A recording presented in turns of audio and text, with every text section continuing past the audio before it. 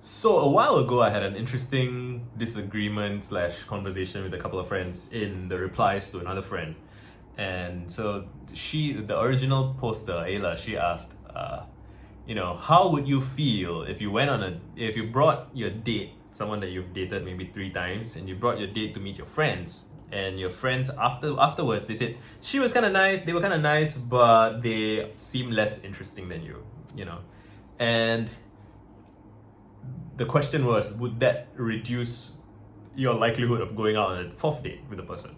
And it's interesting because that's like a scissor that different people interpreted that sentence. They are less interesting than you, very differently. And I'm one of those who interpreted it negatively. And I said that I would go so far as to reconsider my friendships with people who describe my date as less interesting than me. And one of my friends, Andrew, he was like, "Whoa, that's very strong language. Like, isn't that a bit extreme? Couldn't it be possible that your friends are actually trying to say A, B, C, D, E? Couldn't it be possible that they are helping to see something that you are not quite capable of seeing yourself?" And it was a very interesting disagreement because, first of all, the hypothetical that Ayla described is something that is, in my opinion, very unlikely to happen in a high trust environment with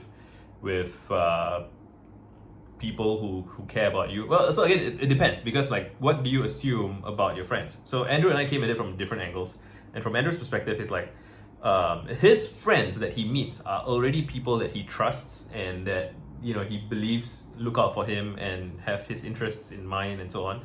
Whereas I didn't quite begin with that assumption, because I remember having friends, people that I considered friends, who turned out to not be great not be great friends. We can get along as acquaintances or whatever, but there was something about that way of being, that model of reality that I get angry about even. And so the thing that chafes at me, right, is this idea of someone being less interesting than someone else. It implies a hierarchy of interestingness, right? And it implies a status game. Status. I don't know which one I prefer, so I trip up on both. Status games, status games, status. I don't know which one I prefer. In Singapore we say status, update your status, right? Yeah. So I don't know. Anyway,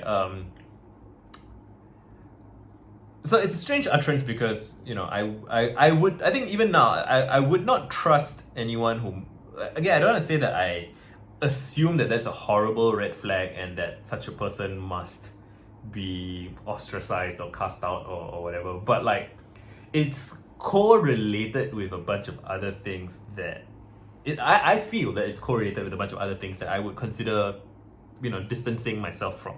And part of it is that the phrase "she is less interesting than you" is itself not an interesting statement to make. It can be quite subtle depending on how it's delivered. But the way I'm interpreting it and I'm imagining it is that friends who say it in that way are using it probably as a euphemism, right? For this person is just not high status enough to hang out with us. Like, there's some hierarchy of interestingness that we measure ourselves by, and you, Visa, are interesting and your date is not. And I'm like, regardless of my date, like, fuck you for putting me on your hierarchy of dancing monkeys, where someone who is the most interesting gets top billing and someone who's less interesting, what does that even mean? Like, everybody is interesting to different degrees in different ways, depending on all kinds of other variables and factors.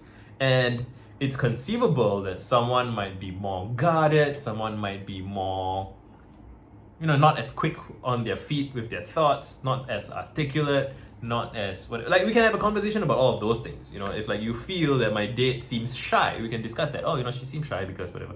If you feel that, oh, she seems to be a little bit fixated on work, or she's a little bit, she doesn't seem to listen when other people say, like, all these things that are interesting to discuss. But this person is less interesting than you. I find that to be a symptom of worldview that is very reductive, right? It's very, I don't know. I mean, so I wouldn't, if somebody said that to me, right? I wouldn't be like, how dare you? I'm out of here. Fuck you. No, I wouldn't say that. I'll be like, what do you mean? What do you mean she's less interesting to me? Tell me what you mean. Like, there's a chance that maybe you're just not good with your words, and maybe you meant that as shorthand for something else. But so I've talked to a lot of people in my life. I like people and I like talking with people, and I just get senses from things. And in my experience, talking with lots of people and talking with lots of people about their relationships with lots of people, and hearing from people who feel policed, from people who feel regulated, like socially, right? Like, have you watched Mean Girls? There's a part where one of the plastics says, you can't sit with us, and there's that ostracizing thing, right? And I just watched Clueless the other day, which is also a great like teen girl social dynamics movie. And there's a part where the main character looks at a new, fresh off the boat character and says, oh, let's adopt her. And then the other character said, her best friend says, we can't take her in, our stock will fall, because she's not one of us. She doesn't share our status in the status games of the high school context. And again, like high school social points, right? It's a very from my understanding of watching American Western media, American movies, TV shows, reading whatever I've had, from halfway across the planet. So I don't know how much of that is accurate or legit, but it does seem to be the media that everyone models themselves after. High school status games are very constrained, right? It's very much there's the main game that everyone's assumed, the quarterbacks and the cheerleaders, and it's basically sex and money. It's euphemistic and subtle a little bit, but fundamentally it's about who's attractive, right? Who's dating who's rich or fashionable, or like this. There's those very narrow ways of and then there's like sub economies where there's like the nerd economy, and there's the like sports, martial arts, whatever. There's like a bunch of different sub economies in the status games. But just I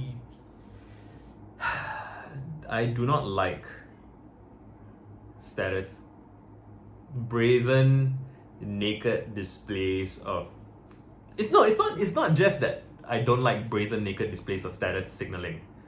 My first Substack post, right? I have a post called We Were Voyagers, and in it I said, I wish we could make status games glorious again. Like, there have been times in history there's never been a time in history where wealthy people were not interested in status signaling, right? People have always been interested in status signaling. Monkeys do it, it's birds do it. It's just very fundamental to living creatures to signal and communicate with other living creatures, and signal your fitness, signal your attractiveness, signal whatever it is that you want to signal.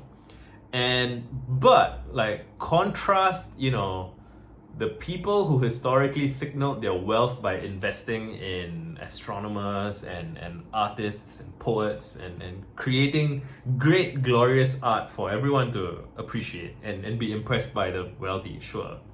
Compared with people who invest their wealth in, not even invest, right? They spend their wealth signaling with like shiny sports cars and ostentatious bottle service drinks, whatever. And yeah, that's me revealing my bias. I wish that wealthy people today would show off their status with each other by funding the arts, funding culture, funding science, really advancing the species. I wish their status games were glorious.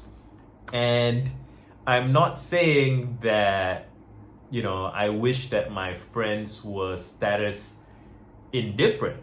I think there's some amount of status indifference that, like, so indifference to, pedigree, where you were born, what schools you went to, who your parents are. Like, I think my friends don't give a shit about that. I mean, first of all, my parents are nobodies. I did not go to any university. So, or at least up until fairly recently. So now I have a bunch of Twitter followers and a bunch of people follow me who may be high status in some ways. So that complicates matters a little bit. But like my fundamental start was with people who were very indifferent to status. And I believe I have encountered people who are wealthy, well connected, accomplished, who obviously they care about accomplishment, but they are open to hearing from interesting people. Again, so now when I say interesting, they are open to hearing from people who are doing interesting work, right? Who have put in the effort to writing interesting things, to just like it gets into specifics, like, so what specifically do you mean when you say someone is interesting or not interesting? I saw a more recent disagreement on Twitter where somebody said men say that women are interesting when they feel like they can't say hot, like, oh, she's hot. No, she does interesting work, right? It's euphemistic, and so that gets complicated based on how people interpret it. I don't mean to say that interesting is a bad word, but it's euphemistic, so you have to go into specifics, right? That's the only way to avoid accidentally or unintentionally like crowding people out, right? So if everyone that you describe as interesting just turns out to be classically attractive, that's not necessarily a horrible thing, but it would make me find you less interesting, like, and I don't know what, as I'm making this video, I feel like I thought I had some very clear perspectives, but articulating it out loud, I realized there's some nuance that I haven't gotten into, and I'm not sure if I can get into it. It's already 12 minutes, I'm just gonna end the video here, but like there's some nuance I want to get into. But what does interestingness mean? I don't know. I gotta think about it. And thanks for following me on this ride of figuring out what the hell I think. Let me know what you think in the comments. Done.